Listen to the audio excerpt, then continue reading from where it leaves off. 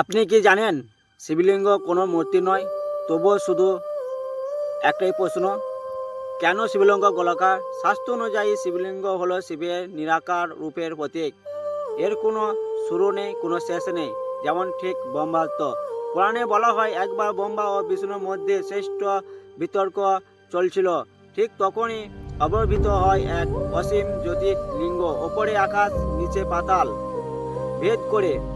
কেউ তার শুরু বা শেষ পায়নি। এই অসীম শক্তির প্রতীকই গোলাকার শিবলিঙ্গ।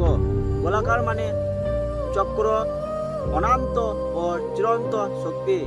বৈজ্ঞানিক দৃষ্টিতে দেখলে শিবের প্রতীক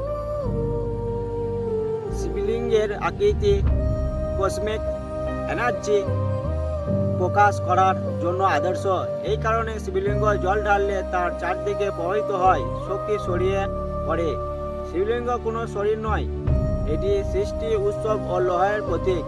তাই শিবলিঙ্গ গোলাকার, কারণ শিবের কোনো সীমা নেই, কোনো আকার নেই, তিনি অনন্ত।